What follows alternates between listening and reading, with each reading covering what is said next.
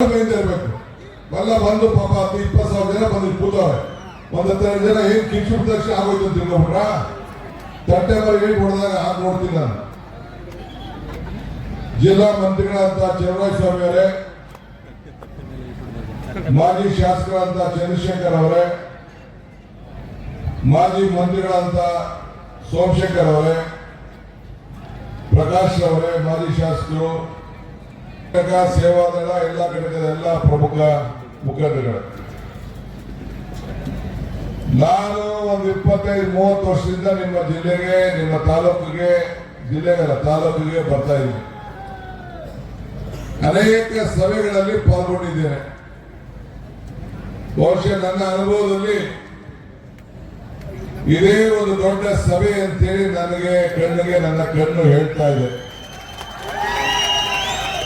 ಇದರಲ್ಲಿ ಎಲ್ಲ ಲೀಡರ್ಗಳು ಚರ್ಚಿಸುವುದು ಪ್ರಗತಿ, ಜೊತೆಗೂಡಿ ಕೆಲಸ ಮಾಡುವುದು ಯಶಸ್ಸು. ಈ ಸಭೆ ಎಲ್ಲ ಸೇರಿ ಜೊತೆಗೆ ಕೆಲಸ ಮಾಡದಂಗೆ ಕಾಣ್ತಾ ಇದೆ. ಅದಕ್ಕೆ ಇಷ್ಟು ದೊಡ್ಡ ಸಭೆ ಸೇರಿದ್ದೀರಿ. So next Congress MLA ಇಲ್ಲಾಯ್ತಾರೆ, Venkataramana Gowda ಗೆದ್ದರೆ ಅಂತ ಆತ್ಮವಿಶ್ವಾಸ ಇವತ್ತು ನನಗೆ ಕಾಣ್ತಾ ಇದೆ. ನಾನಿಲ್ಲಿ ಬರ್ಬೇಕಾದ್ರೆ ಚಲುವರಾಯಸ್ವಾಮಿ ಕೇಳ್ತಾ ಇದ್ದೆ, ಏನಪ್ಪ KR ಅಂದ್ರೆ ಬರೀ ಪುಟ್ಟಿ ಖಾಲಿ ಟ್ರಂಕು, ನಾನು ನೋಡಿ ಸುಸ್ತಾಗೋಗಿದೆ ಅಂತ. ಅದಕ್ಕೆ ಅವ್ರು ಹೇಳಿದ್ರು, ಇಲ್ಲ ಈ ಸತಿ ಎಲ್ಲ ಬೂತ್ ವಾರ ಹಂಚ್ಬಿಟ್ಟಿದೀವಿ, ಹೋಬಳಿ ಲೀಡರ್ಗಳಿಗೆಲ್ಲ ಹಂಚಿದೀವಿ, ಎಲ್ಲರಿಗೂ ಒಂದೊಂದು ಭಾಗ 3 ಬೂತು 2 ಬೂತು 4 ಬೂತು ಈಗೆಲ್ಲ ಪಂಚಾಯತಿ ಎಲ್ಲ ಹಂಚ್ಬಿಟ್ಟಿದೀವಿ, ಈ ಸತಿ ಬೇರೆ ರಾಜಕಾರಣ ಮಾಡ್ತಾ ಇದೀವಿ ಅಂತ. ಸೊ ನಾನು ಈಗ ಸ್ಟೇಜ್ ಮೇಲೆ ಲೀಡರ್ಗಳು ಕೂತವ್ರೆ. ನಾನು ಆ ಲೀಡರ್ಗಳ ಬಗ್ಗೆ ನಂಬಿಕೆ ಇಲ್ಲ. ಈಗ ಯಾರು ಯಾವ ಬೂತ್ ಅಲ್ಲಿ ಲೀಡ್ ಕೊಡ್ತಾನೆ ಅವ್ರು ಮಾತ್ರ ಲೀಡರ್ ಅಂತ ನಾನು ಮುಂದಕ್ಕೆ ಲೆಕ್ಕಾಚಾರ ಹಾಕ್ಬಿಡ್ತಾರೆ.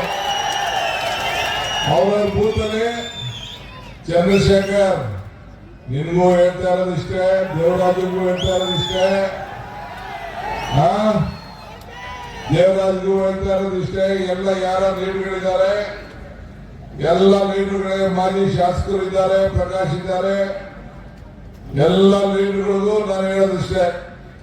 ಎಲ್ಲ ಬ್ಲಾಕ್ ಪ್ರೆಸಿಡೆಂಟ್ಸ್, ಎಲ್ಲ ಲೀಡರು, ಮಾಜಿ ಜಿಲ್ಲಾ ಪಂಚಾಯತಿ ಮೆಂಬರ್ಗಳು, ತಾಲೂಕ್ ಪಂಚಾಯತಿ ಮೆಂಬರ್ ಏನೇನು ಹಂಚ್ಕೊಂಡಿದ್ದೀರಿ, ಹಂಚ್ಕೊಂಡಿದ್ರಲ್ಲಿ ಆ ಬೂತ್ಗಳಲ್ಲಿ ಮೆಜಾರಿಟಿ ಬಂದಾಗ ಮಾತ್ರ ಲೀಡರು. ಇಲ್ಲ ಅಂದ್ರೆ ನಮ್ಮ ಹತ್ರ ಬರಕ್ ಹೋಗ್ಬೇಡಿ, ಈ ಕಾದಿ ಕೊಟ್ಟೆ ಬಿಟ್ಬಿಡಿ ಅಷ್ಟೇ.